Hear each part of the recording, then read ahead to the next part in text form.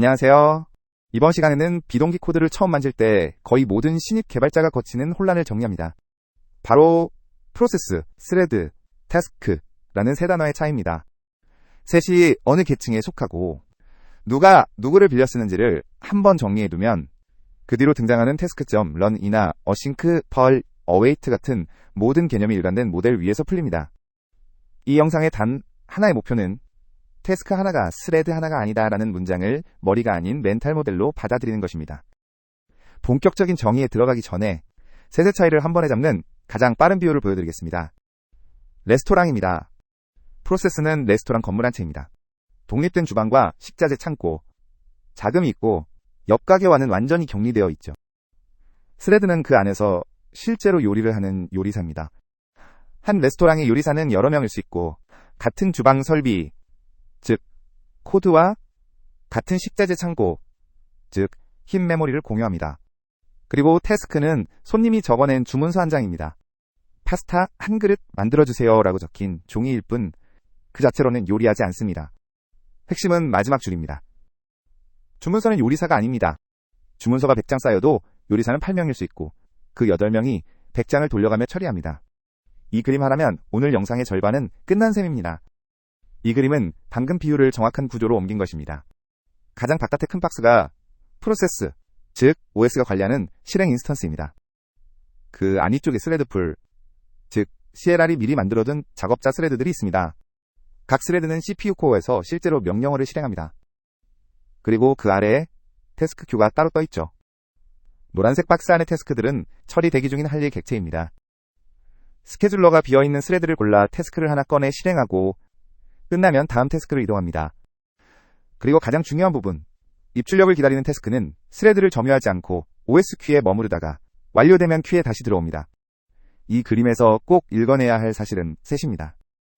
첫째, 프로세스 한 채 안에 스레드가 여러 개 있고 그 위로 태스크 큐가 따로 뜬다. 둘째, 태스크 개수와 스레드 개수는 같지 않다. 셋째, 태스크는 큐에서 잠시 스레드를 빌려 실행되고 끝나면 스레드는 풀로 복귀한다. 이 셋만 머리에 담으면 됩니다. 이제 그림이 진짜인지 코드로 확인할 차례입니다. 그 전에 용어 하나만 정리하고 갈게요. 어싱크와 어웨이트입니다. 어싱크는 메서드 안에서 어웨이트를 쓸 수 있게 해주는 표식이고 어웨이트는 그 자리에서 작업이 끝나기를 기다리되 현재 스레드를 차단하지 않고 호출자에게 제어권을 돌려줍니다. 작업이 완료되면 이어서 실행할 코드를 콜백처럼 등록해두는 셈입니다. 예를 들어 await task.delayback은 100ms 동안 스레드를 점유하지 않고 기다린 뒤 다음 줄로 진행합니다. 이 한 줄을 머리에 담고 다음 코드를 보겠습니다. 이 코드가 무엇을 보여주는지 먼저 말씀드리면 메인 스레드와 태스크들이 도는 스레드의 아이디를 각각 찍어서 정말로 서로 다른지를 눈으로 보는 실험입니다. 9번째 줄에서 메인 스레드의 아이디를 출력하고요. 12번째 줄에서 태스크 5개를 담을 배열을 만든 다음 13번째 줄부터 for 루프로 태스크 5개를 거의 동시에 풀에 던질 준비를 합니다. 다음 페이지에서 실제로 던지는 부분과 결과를 함께 보겠습니다. 16번째 줄에서 태스크.run으로 람다를 풀에 던집니다. 18번째 줄은 그 람다 안에서 각 태스크가 실제로 도는 스레드 아이디를 출력하는 부분이고요. 21번째 줄에 await task.whenall은 5개가 모두 끝나기를 기다리는 부분입니다. 이 코드를 콘솔에서 돌리면 출력이 대략 이렇게 찍힙니다. 메인 시작 스레드 아이디 1태스크, 0 실행 스레드 아이디 4태스크, 2 실행 스레드 아이디 5태스크, 1 실행 스레드 아이디 4 이런 식이죠. 여기서 읽어내야 할 부분은 두 가지입니다. 첫째, 태스크가 5개인데 스레드 아이디는 5종류가 아닙니다. 같은 아이디인 4번과 5번이 재사용됩니다. 풀의 작업자 스레드가 한 태스크를 끝낸 뒤 다음 태스크를 잡았기 때문입니다. 둘째, 메인의 1번과 태스크들의 아이디는 다릅니다. 태스크.run이 호출되는 즉시 작업이 풀로 넘어갔다는 뜻이죠. 앞 그림이 거짓말이 아니라는 증거입니다. 이제 셋을 정확한 표 한 장으로 정리해 보겠습니다. 첫 번째 줄, 프로세스는 OS 계층의 추상화이고 운영체제 커널이 직접 관리합니다. 핵심 자원은 가상주소 공간과 핸들, 보안 토큰입니다. 두 번째 줄, 스레드는 OS와 CLR이 함께 다루는 계층입니다. 운영체제 커널이 만들고 관리하지만 CLR이 자기 모델로 매핑에 사용합니다. 핵심 자원은 기본 1MB짜리 스택과 레지스터, 그리고 실행 컨텍스트입니다. 마지막 줄, 태스크는 .NET 라이브러리 계층입니다. 운영체제는 태스크가 뭔지 모릅니다. TPL, 즉 태스크 패러렐 라이브러리가 관리하고요. 핵심 자원은 상태와 결과값, 그리고 연속작업 콜백입니다. 한 줄로 요약하면 이렇습니다. 스레드는 하드웨어와 OS층의 실제 일꾼이고, 태스크는 반대층의 할 일, 영수증입니다. 영수증은 일꾼을 만들지 않습니다. 일꾼이 영수증을 잡아 처리할 뿐이죠. 그렇다면 스레드는 왜 비싸다고 할까요? 이 그림이 답입니다. 한 프로세스의 가상주소 공간 안에서 코드 영역과 힙은 모든 스레드가 공유합니다. 위쪽 회색 막대가 코드 영역, 그 아래 파란색 박스가 힙입니다. 참조 타입 객체나 태스크 인스턴스 같은 것들이 모두 힙에 살고 어느 스레드에서나 함께 접근합니다. 그런데 그 아래 빨간색 박스를 보세요.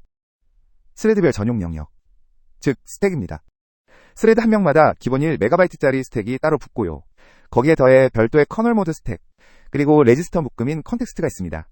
그래서 동시 작업 1만 개를 위해 스레드 1만 개를 띄운다는 발상은 메모리만 따져도 깨집니다. 1만 곱하기 1MB면 10GB입니다. 모바일 게임 클라이언트에서는 절대 통과하지 못합니다.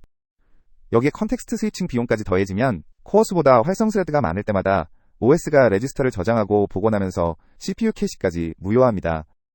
이 두 비용 때문에 CLR은 스레드를 풀로 재사용하는 스레드풀을 기본으로 깔아두고 그 위에 태스크라는 가벼운 추상화를 얹은 것입니다. 여기서 자연스럽게 따라오는 질문이 있죠. 그러면 new 스레드를 쓸 때와 task.run을 쓸 때 내부에서 도대체 무엇이 다를까요? 둘 다 백그라운드 실행처럼 보이는데 한쪽은 OS에 새 스레드를 직접 요청하고 다른 한쪽은 스레드풀 큐에 작업 하나를 밀어넣고 풀에 있는 스레드 한 명에게 처리를 맡깁니다. 똑같이 백그라운드 실행이지만 비용과 재사용성이 다릅니다. 이 차이는 말로 들으면 그저 그런데 IL 레벨로 내려가 보면 명령어 자체가 달라진다는 게 보입니다. 먼저 첫 번째 메서드 런 위드 스레드를 보겠습니다. 7번째 줄 주석이 적힌 그대로 스레드를 직접 생성하는 코드입니다. 10번째 줄에서 new 스레드로 새 스레드 객체를 만들고 11번째 줄에서 스타트로 시작시킵니다. 헬로 한 줄을 출력하기 위해 OS에 새 스레드를 통째로 만들어 달라고 요청하는 거죠. 작업이 끝나면 그 스레드는 그대로 사라집니다. 다음번 호출에는 또 새로 만듭니다. 반면 두 번째 메서드 런 위드 태스크는 14번째 줄 주석처럼 스레드풀의 기존 스레드를 빌리는 방식입니다. 15번째 줄에서 메서드가 시작되는데 본문이 어떻게 생겼는지 다음 페이지에서 보겠습니다. 본문은 17번째 줄 한 줄이 전부입니다. new 스레드도 스타트도 없고 그저 task.run에 람다 하나를 던지는 게 끝이에요. 코드 길이는 비포와 거의 같아 보이지만 한쪽은 OS 스레드를 새로 만들어서 버리고 다른 한쪽은 풀에 있는 스레드 한 명에게 작업을 넘기고 끝납니다. 이 차이가 진짜로 IL에 어떻게 새겨지는지 다음 화면에서 비교해 보겠습니다. 위쪽이 run with 스레드의 IL이고 아래쪽이 run with 태스크의 IL입니다. 위쪽 세 번째 줄을 보면 스레드 객체 자체에 대한 new obj가 있고 네 번째 줄에서 콜버트로 thread.start를 호출합니다. 즉, 이 두 명령어가 의미하는 바는 OS 스레드가 새로 만들어지고 곧바로 시작된다는 것입니다. 반면 아래쪽 8번째 줄은 어떻습니까? 스레드 관련 new obj가 아예 없습니다. task.run이라는 정적 메서드 한 번 호출이 전부입니다. 람다를 감쌀 액션 객체만 만들고 그걸 task.run에 넘기는 게 끝이에요. 내부적으로 task.run은 threadful.q 유저 워크 아이템 계열 경로를 타고 이미 살아있는 풀 스레드 중 한 명에게 작업을 위임합니다. 작업이 끝나면 그 스레드는 풀로 돌아가 다음 작업을 기다리죠. 코드 두 줄 차이가 IL에서는 스레드 객체를 통째로 만들고 스타트하느냐 아니면 정적 메서드 한 번 부르느냐의 차이로 나타나는 겁니다. 그러면 new 스레드는 언제 써야 할까 궁금해지시죠? 답은 거의 없습니다입니다. 단, 장수명, 백그라운드 루프, 예를 들어 자체 게임 서버에서 평생 도는 워커처럼 끝나지 않는 일이거나 STA 같은 특수 아파트먼트가 필요한 코드에는 스레드가 적합합니다. 짧은 단발성 작업은 모두 task.run을 씁니다. 이 한 문장만 기억하시면 됩니다. 지금까지가 task.run 이야기였습니다. CPU 작업을 스레드풀에 던지는 패턴이죠. 그런데 비동기의 진짜 마법은 따로 있습니다. 기다리는 동안 스레드를 아예 점유하지 않는다는 부분이에요. 이를 가능하게 하는 것이 컴파일러가 자동으로 생성하는 상태 기계, 즉 스테이트 머신입니다. 이 부분이 처음에는 가장 안 와닿는데요. 다음 코드 한 토막을 IL로 뜯어보면 어떤 일이 벌어지는지 한눈에 들어옵니다. 예제는 정말 짧습니다. 6번째 줄에 어싱크 태스크 인트를 반환하는 패치 어싱크 메서드가 하나 있고 그 안에서 8번째 줄처럼 await task.delay 10으로 10m초만 기다린 다음 9번째 줄에서 42를 반환합니다. 이렇게 평범해 보이는 메서드가 컴파일되면 컴파일러는 별도의 중첩 구조체를 자동으로 만들고 원래 메서드 본문을 moveNext라는 상태기계 메서드로 통째로 변환합니다. 어떤 모양으로 변환되는지 다음 화면에서 IL로 보여드리겠습니다. 먼저 첫 번째 페이지입니다. 첫 번째 줄 주석처럼 이 IL은 컴파일러가 자동 생성한 중첩 타입입니다. 두 번째 줄을 보면 이름이 fetch async, 뒤에 d 밑줄 0 붙어있죠? 우리 메서드가 사라지고 대신에 구조체가 생긴 겁니다. 네 번째 줄에서 I async state machine 인터페이스를 구현하는 게 핵심입니다. 여섯 번째, 일곱 번째, 여덟 번째 줄은 이 상태기계가 보관하는 필드들입니다. 1 밑줄 스테이트는 현재 상태값으로 -1은 초기, 0은 대기, -2는 완료를 의미하고요. 그 아래에 태스크 빌더와 어웨이터가 차례로 들어있습니다. 즉, 우리가 짰던 지역 변수와 진행 위치가 모두 이 구조체의 필드로 옮겨진 겁니다. 두 번째 페이지가 진짜 핵심입니다. 두 번째 줄에서 task.delay십을 호출하고 여섯 번째 줄에서 is completed를 검사합니다. 일곱 번째 줄, 만약 이미 끝났다면 결과 가져오는 곳으로 점프해서 스레드를 놓지 않고 그대로 진행하고요. 열 번째 줄, 아직 안 끝났으면 await unsafe on completed를 호출해 빌더의 콜백을 등록합니다. 그리고 이 페이지에서 가장 중요한 한 줄이 바로 11번째 줄, live.sil 밑줄 0093입니다. 여기서 스레드를 반환합니다. 이 지점이 await의 진짜 정체입니다. 메서드가 끝난 게 아니라 진행 위치를 0으로 저장하고 어웨이터를 필드에 넣어둔 채로 그냥 함수에서 빠져나오는 거죠. 그동안 호출했던 스레드는 즉시 풀로 돌아갑니다. 10m초가 지나 타이머가 만료되면 스레드 풀, 이 어떤 스레드가 꼭 같은 스레드일 필요는 없어요. moveNext를 다시 호출해서 13번째 줄에 IL 밑줄 0040 위치로 점프합니다. 거기서부터 마치 이어보던 책의 책갈피처럼 이어 실행합니다. 세 번째 페이지는 마무리 부분입니다. 첫 번째 줄에서 getResult, rowTask.delay의 결과를 꺼내고 두 번째 줄에서 ldc.i4.s42, 우리가 return 42라고 적었던 그 42가 등장합니다. 그리고 여섯 번째 줄 setResult가 그 42를 호출자에게 돌려줄 태스크의 최종 결과로 기록합니다. 그 아래쪽 11번째 줄부터는 우리가 실제로 부르는 패치 어싱크 메서드의 IL인데요. 본문이 통째로 사라지고 상태기계를 만들고 시작하는 코드만 남아 있습니다. 이어서 17번째 줄에서 어싱크 태스크 메서드 builder.start로 moveNext를 한번 호출하고 18번째 줄에서 호출자에게 태스크를 반환하면 끝입니다. 정리하면 await task.delay십은 스레드를 10m초 동안 점유하지 않습니다. 점유하는 것은 작은 구조체와 타이머 콜백 등록뿐이에요. 이 차이가 비동기의 진짜 본질입니다. 방금 본 예제는 시간 대기였지만 파일이나 네트워크 같은 입출력 작업도 정확히 같은 모델을 따릅니다. 그 비밀은 OS가 비동기 입출력을 직접 지원한다는 점에 있어요. 윈도우에서는 IOCP, 즉 I/O Completion Port, 리눅스에서는 epoll이나 IO Uring, 맥OS에서는 KQ 같은 메커니즘이죠. 예를 들어 http client.get, string async 같은 호출은 운영체제에 요청 보내고 응답이 오면 알려줘 라고 등록한 뒤 호출 스레드를 즉시 반환합니다. 응답이 도착하면 OS가 단내대 IOCP 스레드, 매우 적은 수저를 깨우고 그 스레드가 등록된 콜백을 실행해 우리의 상태기계를 이어갑니다. 그래서 수천 개의 동시 네트워크 요청을 스레드 풀 16개 정도로 처리할 수 있는 겁니다. 지금까지 본 내용을 표 한 장으로 정리해 보겠습니다. 첫 번째 줄, CPU 바운드 계산은 풀 스레드가 직접 돌아가야 하니까 CPU 코어 수 정도를 씁니다. 두 번째 줄, task.delay 같은 시간 대기는 OS 타이머 Q가 기다려주니 우리가 쓰는 스레드는 0개에 가깝고 콜백이 호출될 때만 잠깐 사용됩니다. 세 번째 줄, 네트워크나 디스크 입출력은 OS의 입출력 서브 시스템, 즉 IOCP나 이폴이 기다려주니까 마찬가지로 0개에 가까운 스레드만 씁니다. 이 표가 결국 태스크가 스레드가 아니다라는 문장의 진짜 증거입니다.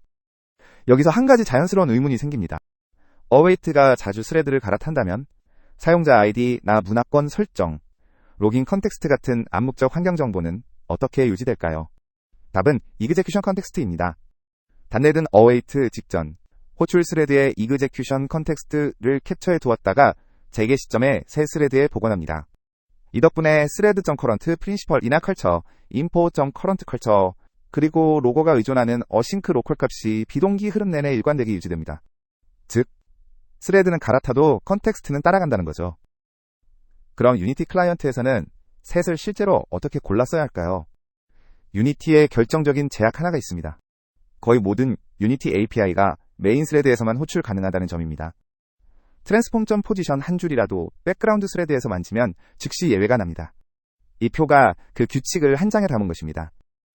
첫 번째 줄, 게임 오브젝트나 UI 변경은 메인 스레드에서 그냥 평범한 코드로 합니다. 두 번째 줄, 경로 탐색이나 압축, 해싱처럼 무거운 계산은 풀스레드에서 await task.run으로 돌립니다. 세 번째 줄, 네트워크나 파일 출력 대기는 스레드를 아예 안 쓰고 await something async로 처리합니다. 마지막 줄, 게임 루프 안에서 일정 시간 대기는 메인 스레드 위에서 await task.delay나 코루틴을 사용합니다. 이 네 줄이 실전 분기표라고 보시면 됩니다. 이 분기표를 어겼을 때 어떤 일이 벌어지는지 가장 흔한 실수 하나로 시작해 볼까요? 메인 스레드를 직접 막아버리는 경우입니다. 잘못된 예부터 보겠습니다. 버튼을 누르면 로딩 분위기를 내고 다음 씬으로 넘어가게 만들고 싶다고 가정해 보겠습니다. 아홉 번째 줄을 보세요. thread.sleep 3000 한 줄로 3초를 기다린 다음 10번째 줄에서 씬 manager.load 씬을 호출합니다. 직관적으로는 그럴듯해 보이는데 문제는 thread.sleep 이 호출 스레드, 즉 유니티의 메인 스레드 자체를 OS 차원에서 잠재워버린다는 것입니다. 그동안 게임 루프는 한 프레임도 진행하지 않습니다. 화면이 얼고 입력도 받지 않죠. 모바일 OS 기준으로는 거의 ANR, 앱 응답 없음에 가까운 상태가 됩니다. thread.sleep의 IL은 충격적일 정도로 단순합니다. 네 번째 줄 한 줄, call void thread sleep 이 전부예요. 주석 그대로 이 한 줄이 호출 스레드를 OS 레벨에서 정지시킵니다. 우리가 적은 짧은 코드 한 줄이 사실은 운영체제 차원에서 게임의 심장박동을 잠시 멈추게 하는 명령이라는 뜻입니다. 절대 메인 스레드에서 부르면 안 되는 함수죠. 올바른 버전입니다. 7번째 줄에서 메서드 시그니처가 async void로 바뀌었고 10번째 줄에 thread.sleep 자리에 await task.delay 3000이 들었습니다. 앞에서 IL로 봤듯이 await 시점에 메인 스레드는 즉시 풀려 게임 루프를 계속 돌립니다. 3초 후 타이머 콜백이 유니티의 유니티 싱크로나이제이션 컨텍스트 위에서 다시 깨어나 11번째 줄에 씬 매니저.로드 씬을 메인 스레드에서 안전하게 실행하죠. 코드 모양은 거의 비슷한데 화면은 얼지 않고 부드럽게 3초가 흘러갑니다. 7번째 줄의 async void 자체에는 따로 함정이 있는데요. 그건 잠시 뒤에 다루겠습니다. 방금 화면에서 보신 클릭 스타트의 반환영이 async void였죠. UI 이벤트 핸들러라서 반환영이 강제되는 경우인데 여기에는 따로 함정이 있습니다. 잠시 뒤 함정 섹션에서 자세히 다루겠습니다. 다음은 무거운 계산을 백그라운드로 보내는 패턴입니다. task.run을 정확하게 쓰는 방법이라고도 할 수 있겠네요. 흔한 실수부터 보겠습니다. 인벤토리 검색 기능입니다. 7번째 줄 주석처럼 아이템스가 5만 개일 때 8번째 줄부터 11번째 줄까지의 링크 체인, 즉 where, order by, tourist가 통째로 메인 스레드에서 돌아갑니다. 정렬과 필터링은 데이터가 커질수록 시간이 길어지죠. 이 모든 게 한 프레임 안에서 끝나야 하는데 그러지 못하면 화면이 끊깁니다. 13번째 줄에서 업데이트 UI 2를 부르기는 하는데 그때는 이미 프레임 드랍이 일어난 뒤죠. 올바른 버전입니다. 5번째 줄에서 메서드를 async void로 바꿨고요. 7번째 줄 주석처럼 무거운 링큐 계산을 풀스레드로 옮기는 게 핵심입니다. 8번째 줄을 보세요. await task.run 안에 링큐 체인을 통째로 넣었습니다. 이 람다는 스레드 풀의 백그라운드 스레드에서 실행되니까 메인 스레드는 멈추지 않습니다. 13번째 줄에서 람다가 닫히고 15번째 줄 주석이 정말 중요합니다. await 이후엔 유니티 싱크로나이제이션 컨텍스트 덕분에 자동으로 메인 스레드로 돌아옵니다. 그래서 그 다음 업데이트 UI 호출이 유니티 API인데도 안전한 거죠. 여기서 두 가지를 꼭 기억하셔야 합니다. 첫째, task.run 람다 안에서는 절대 유니티 API를 만지지 않습니다. 트랜스폼 포지션 한 줄만 들어가도 예외예요. 둘째, await가 끝나면 메인 스레드로 자동 복귀하니까 업데이트 UI 같은 메인 전용 호출은 await 이후에 둡니다. 맨 처음 시나리오로 돌아가 보겠습니다. 인벤토리에서 아이콘 100개를 동시에 받아오는 코드입니다. 5번째 줄 주석을 보세요. 태스크 100개를 동시에 시작 그렇다고 스레드 100개가 뜨는 게 아니다. 6번째와 7번째 줄에서 URL 리스트를 select hello 돌려 각 URL마다 getByte array async hello를 호출하면 태스크가 100개 만들어집니다. 그리고 10번째 줄에서 await task. when all로 100개가 모두 끝나기를 기다리죠. 이 코드가 도는 동안 모니터링 도구로 스레드 수를 보면 활성 단넷 스레드는 풀 사이즈 정도, 보통 코어 수의 한 자리 배수에 머무릅니다. 100개 요청이 동시에 진행되는데도요. 이유는 앞에서 설명드린 그대로입니다. HTTP 응답을 기다리는 99개의 태스크는 OS의 입출력 큐에서 자고 있고 단넷 스레드를 점유하지 않기 때문입니다. 만약 이걸 new 스레드 곱하기 100으로 했다면 100MB의 스택이 한꺼번에 떴을 겁니다. 모바일에서 이는 곧장 메모리 부족 위험으로 이어지죠. 이제 신입 개발자가 자주 받는 질의 4가지를 정리해보겠습니다. 첫 번째 함정은 아까 잠깐 미뤄둔 어싱크 보이드입니다. 나쁜 예부터 보시죠. 세 번째 줄을 보세요. 메서드가 어싱크 보이드로 선언되어 있죠. 다섯 번째 줄 주석이 핵심 질문입니다. 여기서 예외가 나면 어떻게 될까요? 어싱크 보이드는 호출자에게 태스크를 반환하지 않습니다.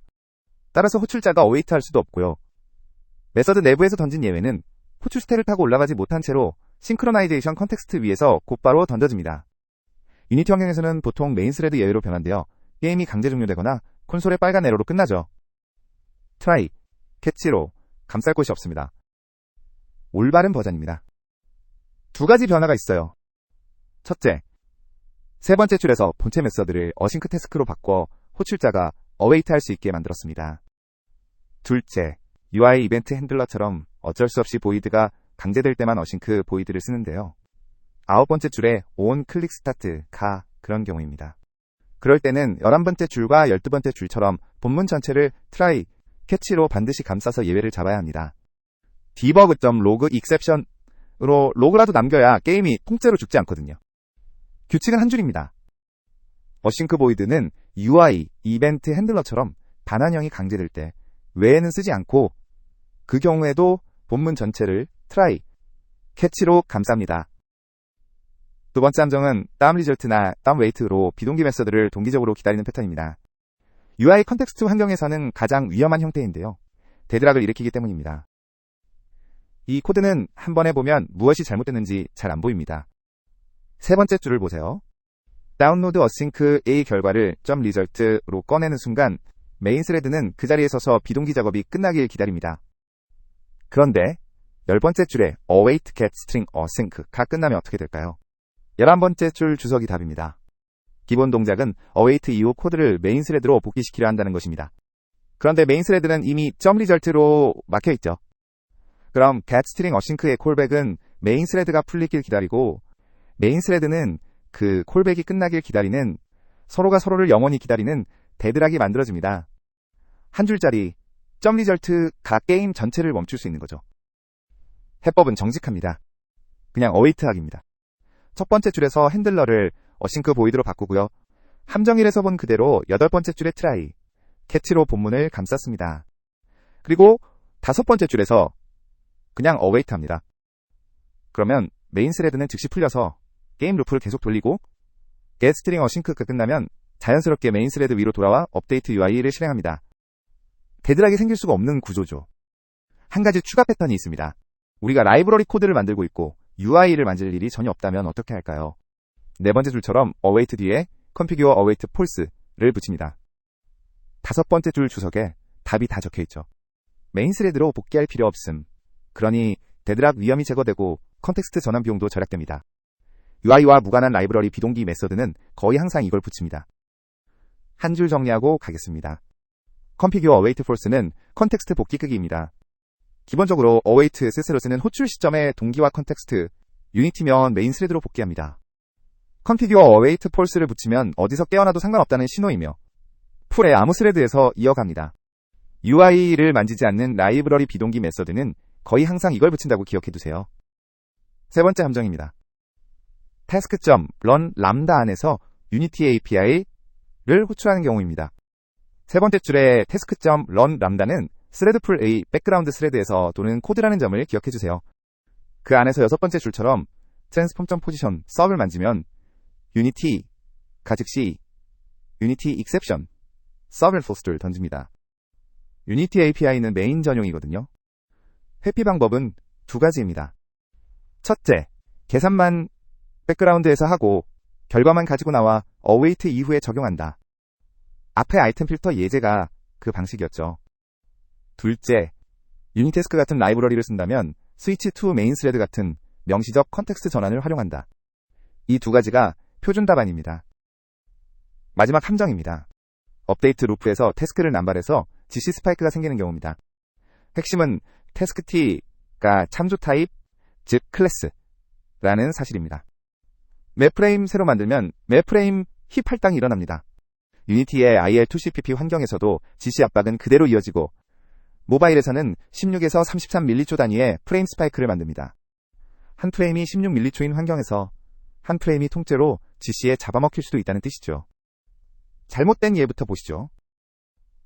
세 번째 줄에서 태스크 인트를 반환하는 메서드 get 태스크가 있고, 다섯 번째 줄 주석 그대로 호출마다 태스크 인트 인스턴스가 생성됩니다. 태스크.from result는 정적 메서드라 깨끗해 보이지만 안에서 새 태스크를 만들어 돌려주는 거죠. 업데이트 루프 안에서 맵프레임 호출하면 맵프레임 힙 할당이 쌓입니다. 올바른 버전입니다. 첫 번째 줄의 반환형이 value task int로 바뀌었습니다. 세 번째 줄에서 new value task int로 인스턴스를 만드는데요. 주석이 핵심입니다. struct라서 힙 할당이 없습니다. 동기적으로 즉시 결과를 알 수 있는 자주 호출되는 메서드, 예를 들어 캐시 조회 같은 데에서 value task를 쓰면 태스크의 힙 할당을 통째로 피할 수 있습니다. IL 비교를 보면 차이가 명확해집니다. 첫 번째 줄 주석부터 봐주세요. 태스크 인트 반환은 호출마다 정적 메서드를 통해 태스크를 생성합니다. 다섯 번째 줄에서 태스크 from result가 호출되는데 정적 메서드이지만 내부에서 태스크 인트 인스턴스를 만들어 반환합니다. 매 호출마다 힙의 세 객체가 하나씩 쌓이는 구조죠. 이번엔 value task 쪽 IL입니다. 첫 번째 줄 주석이 핵심이에요. new obj는 있지만 value 타입이라 스택에 만들어진다. 두 번째 줄에서 반환형이 value 타입으로 명시되고요. 다섯 번째 줄에서 new obj 명령이 보이긴 하지만 이건 스트럭트의 생성자 호출이라 힙 할당이 아닙니다. 같은 new obj 명령처럼 보여도 클래스와 스트럭트에서 동작이 완전히 다른 거죠. 자주 호출되는 캐시 조회나 풀 방식 API에서는 value task T가 정답에 가깝습니다. value task N은 한 가지 제약이 있습니다. 두 번 await하거나 결과를 변수에 보관해두면 동작이 정의되지 않습니다. 한 번만 await하고 즉시 소비한다. 이 규칙만 지키시면 됩니다. 마지막으로 우리가 지금 쓰는 async per await가 어떻게 이 자리에 왔는지 닷넷 버전별로 정리해 보겠습니다. 2002년 닷넷 1.x에서는 스레드를 직접 관리해야 했고 생성과 소멸 비용도 컸고 동기화도 손으로 했습니다. 같은 시기에 APM, 즉 begin xxx와 end xxx 패턴이 등장했지만 콜백 지옥이 있었죠. 2005년 닷넷 2.0의 EAP는 한 객체당 한 작업이라는 한계가 있었고요. 2010년 닷넷 4.0에서 드디어 TPL의 태스크와 태스크 T가 나왔지만 여전히 컨티뉴 위드로 콜백을 체이닝해야 했습니다. 그러다 2012년 닷넷 4.5와 C#5에서 탭, 즉 async per await가 등장하면서 현재 표준이 자리 잡았고요. 2018년 닷넷 코어 2.1에서 value task T, 2019년 닷넷 코어 3.0에서 비동기 스트림 I async enumerable이 추가됐습니다.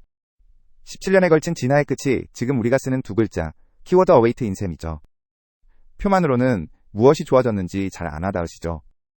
같은 일을 옛날 방식인 APM으로 짜면 어떻게 되는지 보여드리겠습니다. 네 번째 줄에서 begin, get, response, 즉 첫 번째 콜백이 시작되고 그 안에서 응답을 받아 스트림을 만든 다음 아홉 번째 줄에서 begin, read, 두 번째 콜백을 또 중첩으로 시작합니다.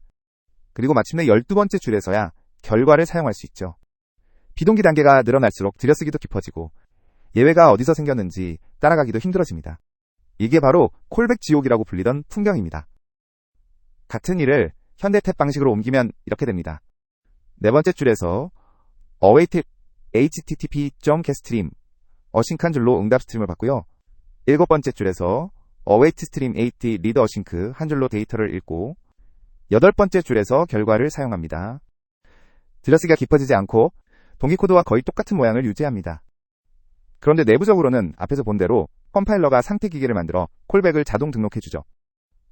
이 변환 덕분에 우리는 태스크가 스레드를 따로 차지하지 않는 효율을 평범한 코드 모양으로 누릴 수 있는 겁니다.